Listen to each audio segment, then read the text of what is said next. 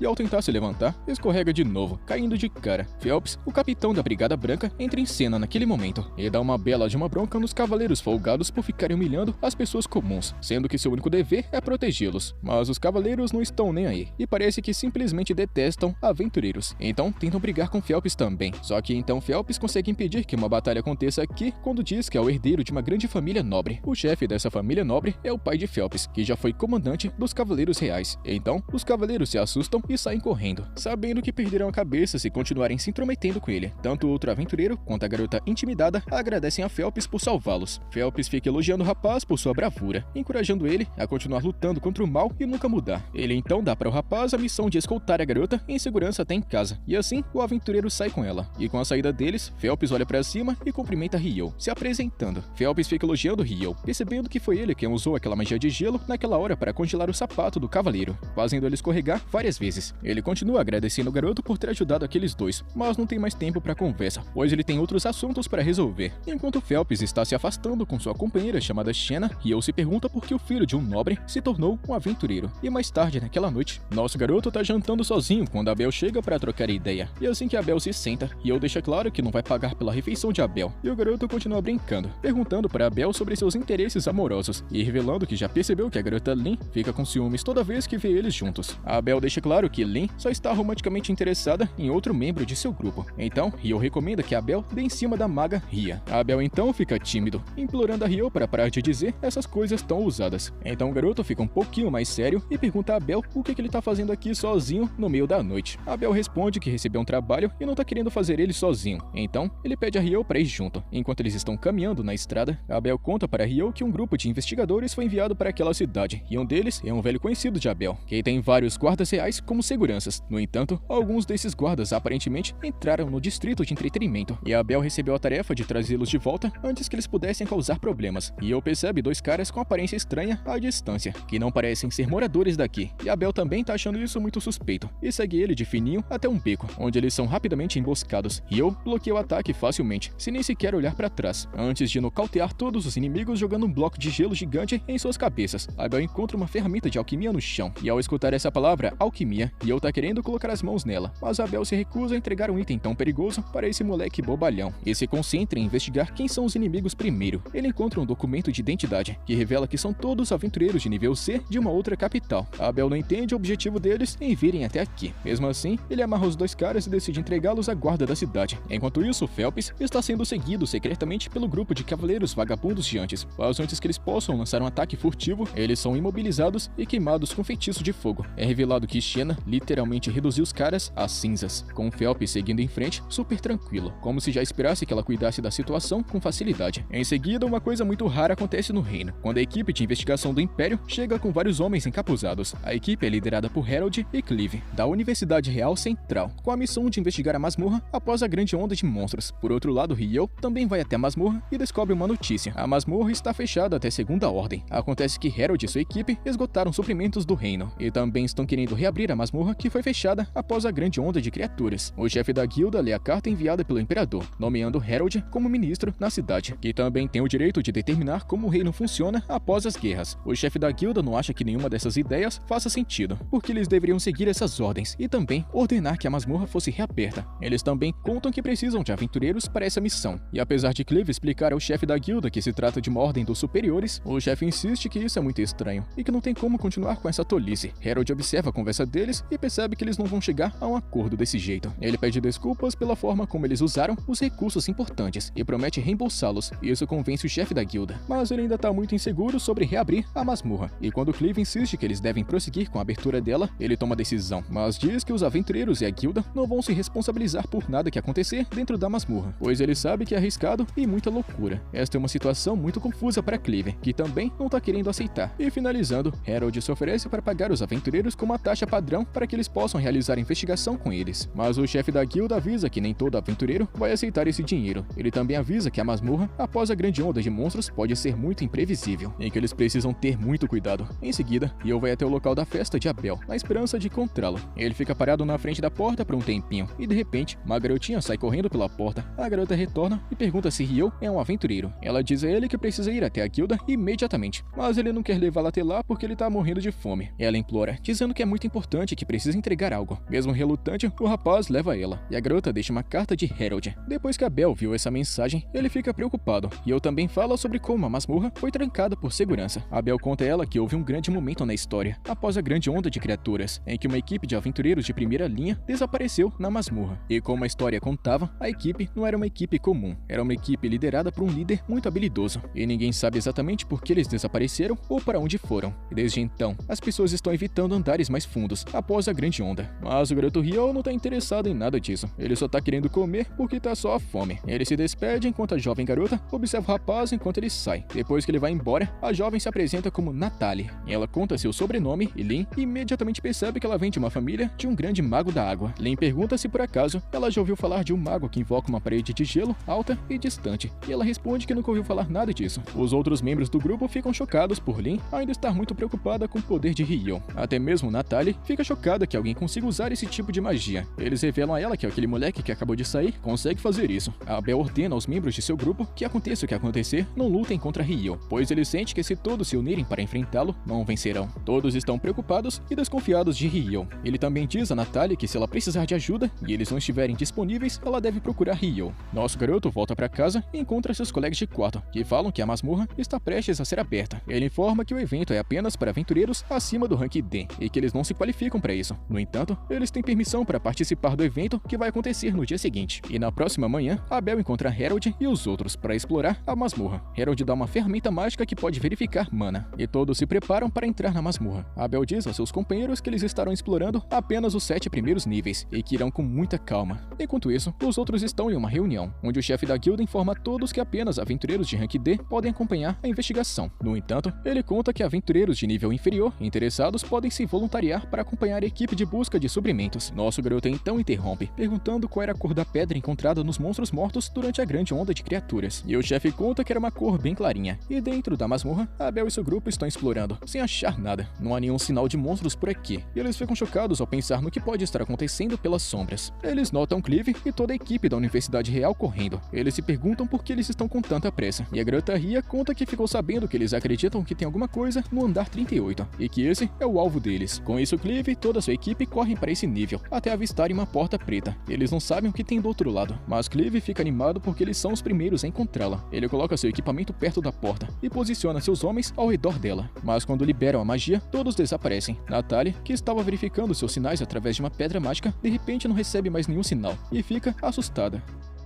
E é com isso, rapaziada, que a gente chega no final de mais uma parte, que a continuação já sabe, né? Deixa sua inscrição e seu likezão. Tamo junto, mano. Até a próxima.